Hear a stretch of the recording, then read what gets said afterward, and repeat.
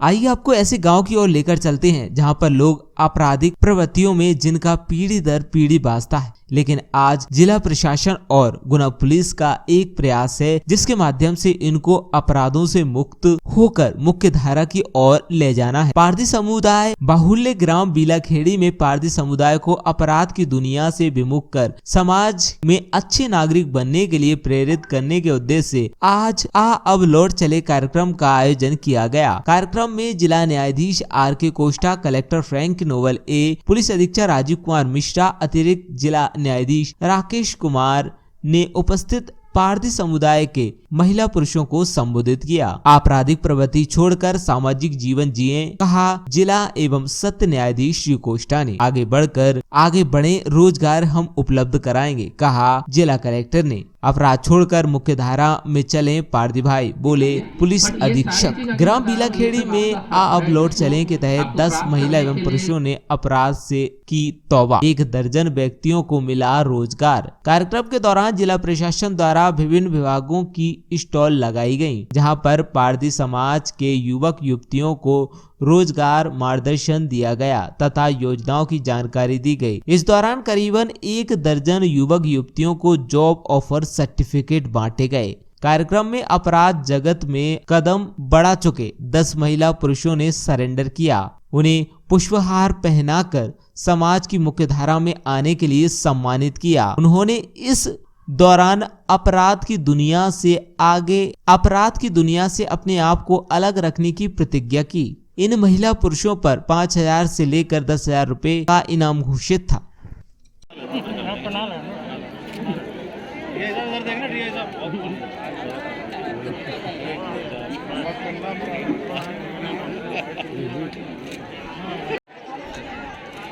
सभी से मेरा पुनः अनुरोध है, कृपया सामने से हट जाएं और अपना स्थान ग्रहण करने का कष्ट करें। आज गुना जिले में ग्राम बीलाखेड़ी में एक महत्वपूर्ण कार्यक्रम संपन्न हुआ है पारधी समुदाय के साथ। विगत दिवस में एक लंबे समय से पारधी समुदाय जो कि आपराधिक कृत्य करते हैं, वहाँ हमारी दबिशें होती रही। एक दबिश में मैं स्वयं वहाँ गया था। वहाँ जब ग्रामीण जनों से चर्चा की दबिश के बाद, तो मुझे महसूस हुआ कि ये सभी लोग बदमाश नहीं हैं। इनमें से कुछ ही लोग हैं जो बदमाश हैं, जिनके कारण पूरा गांव, पूरा समुदाय परेशान रहता है। तब से विचार था कि पारधी समुदाय को और इस तरह से जो भी आपराधिक जनजातियाँ हैं उनको समाज की मुख्य धारा में लाया जाए। हमें इस दिशा में हमारे जिले के जिला न्यायाधीश, हमारे जिले के कलेक्टर महोदय इस विचारधारा पे लगातार कार्य कर रहे थे।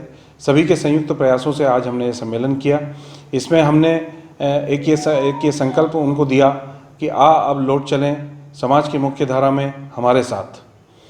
आज इस कार्यक्रम में मैं आपको बताना चाहूँगा कि पारधी समुदाय के 10 जो शातिर अपराधी हैं उन्होंने समर्पण किया है। कुछ महिलाओं ने भी समर्पण किया है, आत्मसमर्पण किया है, अपराध छोड़े हैं, अपराध छोड़ के हमारे समक्ष उपस्थित हुए हैं। उनको विधि अनुसार प्रक्रिया से उनका निराकरण किया जा रहा है सहानुभूतिपूर्वक। इसके अतिरिक्त हमारे कलेक्टर साहब ने 10 बच्चों को तत्काल जो है नौकरी प्रदान की, जिसमें कि उनके रिकॉर्ड्स वगैरह देखे गए और उनको कंपनियों में प्लेसमेंट दिला दिया गया। ये एक बड़ी बात है कि उनको ऑफ़र लेटर तत्काल दिया गया, जिससे कि वो अपने नई दिशा में जा सकें। इससे दूसरे युवाओं को प्रेरणा मिली और हमारे जितने भी पारधी समुदाय हैं वो मुख्य धारा में आने के लिए प्रेरित हुए। मेरा अनुरोध है कि इनके प्रति हमारा दृष्टिकोण अच्छा होना चाहिए और पारधी समुदाय से और आपराधिक जनजातियों से मेरा अनुरोध है कि इस तरह से अपराध छोड़ें, समाज की मुख्य धारा में सम्मिलित हों और सम्मान के साथ जीवन व्यतीत करें। लौट आए, लेकिन साथ ही साथ मैं ये भी कहना चाहूँगा, जो अपराध की दुनिया नहीं छोड़ेंगे उनके लिए हम वैसे ही रहेंगे। उसमें कोई भी किसी तरह की मुरव्वत नहीं होगी। उनके लिए हम उतने ही सख्त होंगे, उनके लिए कानून उतना ही सख्त होगा, उनके लिए कार्रवाइयाँ भी उतनी सख्त होगी। निर्दोष को हम बिल्कुल परेशान नहीं करेंगे। आज जो हमारे सामने सरेंडर हो रहे हैं वो ये मान के चलें कि हमारे मेहमान हैं और नियम अनुसार, प्रक्रिया अनुसार कार्रवाई होगी, परंतु सहानुभूति पूरी रखी जाएगी। मैं आप सभी का जो यहाँ उपस्थित हुए हैं हृदय से धन्यवाद देता हूँ। आज एक जो पहले दिन में जब यहाँ आया था, जिले में प्रारंभ में आया था, उस समय जो एक मन में मेरे इच्छा थी वो आज पूरी हुई है। आप सब लोगों ने उसमें सहयोग किया है, इसके लिए मैं बहुत बहुत आभार व्यक्त करता हूँ, बहुत बहुत धन्यवाद व्यक्त करता हूँ। और माननीय जिलाधीश महोदय और परम आदरणीय हमारे जो जिले के न्यायाधीश महोदय हैं, मैं उनका हृदय से सम्मान और आभार व्यक्त करता हूं कि इतनी व्यस्तता में, इतने व्यस्ततम काम के बीच में उन्होंने समय निकाला और वे आए। और उन्हीं की ये प्रेरणा थी, शुरू से आपकी एक प्रेरणा ये चल रही है। उसके लिए आपने एडीजे शर्मा साहब को विशेष रूप से कार्य दिया है। एडीजे शर्मा साहब लगातार आप लोगों के संपर्क में रहे हैं। अभी किसी का एक प्रकरण है, वो बताएंगे भी कि होमगार्ड से संबंधित है वो मामला, उस पर उन्होंने विशेष ध्यान दिया, उसको आगे बढ़ाने वाले हैं। हमारे कलेक्टर साहब ने सारे स्टॉल्स लगा के सबको वो कोशिश की, 10 लोगों को प्लेसमेंट भी मिल रहा है, नौकरी भी मिल रही है अभी से, आज से। ये अभी कलेक्टर साहब आपको बताएंगे। बट ये सारी चीज़ आगे मैं बता रहा हूँ, ये सब आपका हक है जिसको आपको प्राप्त करने के लिए संबंधित विभाग, संबंधित माध्यम, करेक्ट माध्यम आपको रखना पड़ेगा, जिसके लिए आज ये विभाग आज बैठी है। दूसरा, आप सभी से रिक्वेस्ट ये रहेगा कि कोरोना वैक्सीनेशन जरूर लगाएं। 2 वैक्सीनेशन सभी को लगाने का है। एक वैक्सीनेशन तो लगा लिया होगा, लेकिन दूसरा वैक्सीनेशन जरूर लगाएं, क्योंकि कोरोना अभी थमा नहीं है, अभी कभी भी केसेस बढ़ सकते हैं। तो कृपया करके वैक्सीनेशन का जरूर लाभ उठाएं। यहाँ पर भी टीम बैठी है वैक्सीनेशन के लिए, अगर किसी ने मिस भी कर दिया हो तो वैक्सीनेशन लगा लें। लास्ट पॉइंट ये है कि अब आते आते वक्त हमें ये बताया गया था कि यहाँ पर पूर्व में भी कलेक्टर साहब और एसपी साहब यहाँ पर आए थे, यहाँ पर थोड़े कार्यक्रम हुआ था, लगभग 3 साल के पहले बताया जा रहा है। तो हम और एसपी साहब यही बात कर रहे थे कि ऐसा ना हो कि आज हम हैं कल नहीं हैं हम लोग, तो ये कंटिन्यूटी होना है। तो अभी हम लोगों ने ये डिसाइड किया है, हम एक कमेटी फॉर्म कर रहे हैं। एक कमेटी रहेगी जो विशेष इन समुदायों के बीच में जाके ये सारे इश्यूज को हम लोग सॉर्ट आउट करेंगे। इसमें एडीजी साहब का भी हम लोग सहयोग लेंगे एंड ये कमेटी निरंतर चलेगी, सो दैट हमें भी एक आइडिया रहे कि क्या हो रहा है। ऐसा नहीं कि एक दिन आए हम चले गए, तो ये कमेटी का भी काम रहेगा।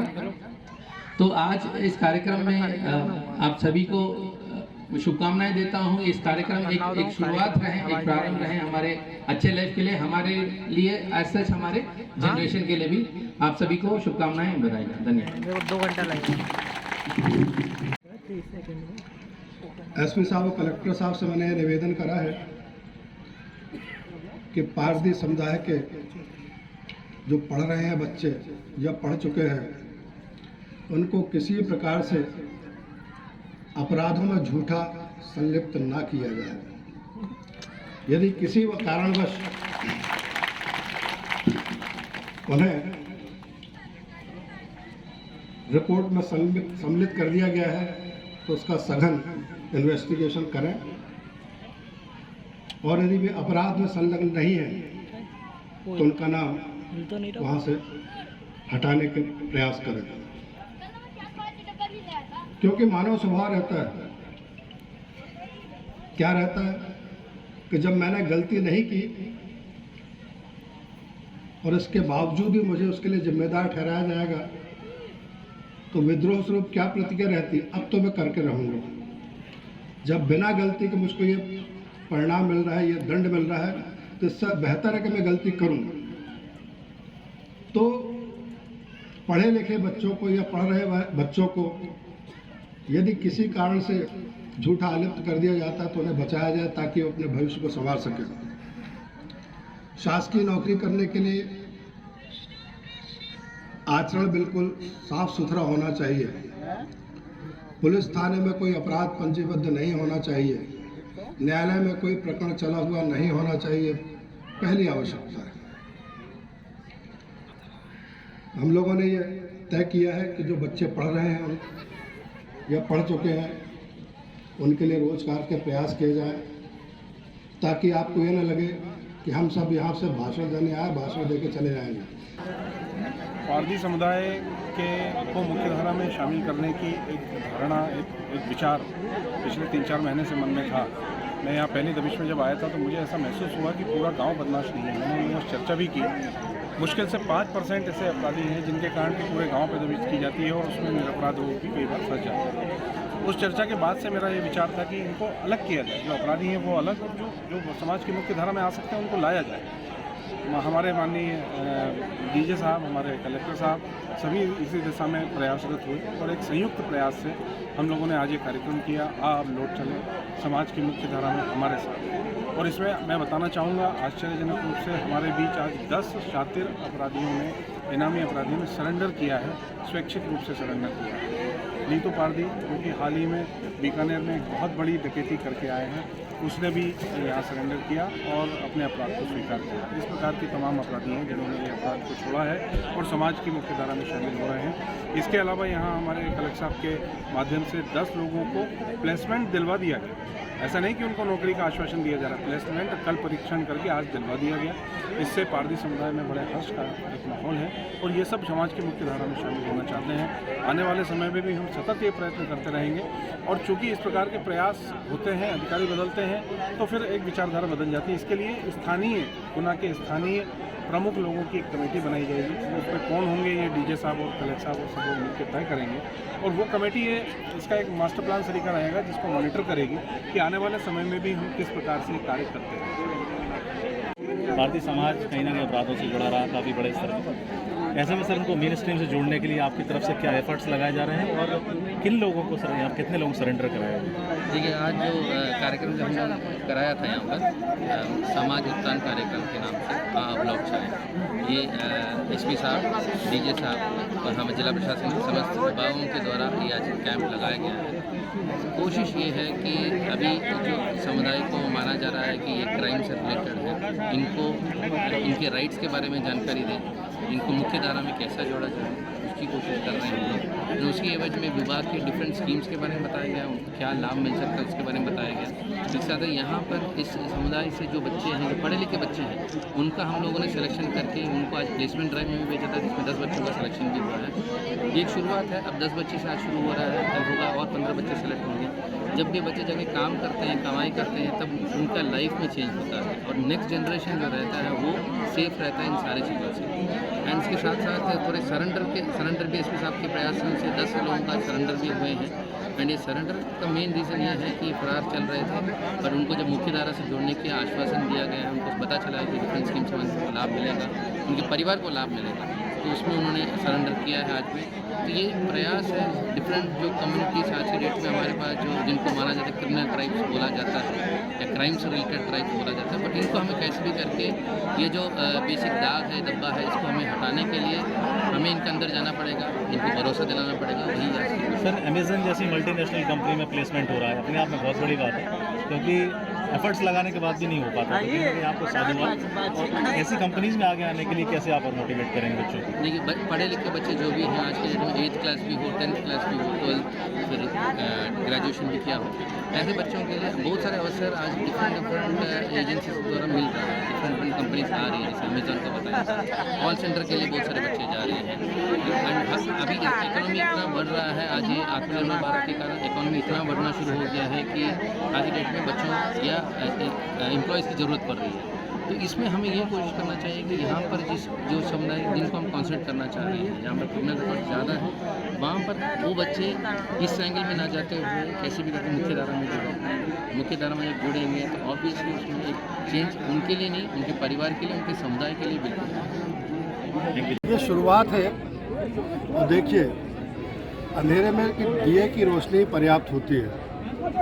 ये दूसरा प्रयास है हमारा और क्योंकि आदिवासी अंचलों में रहा हूँ मैं, और जैसे जैसे रोशनी पहुँचती है वैसे वैसे विकास होता है।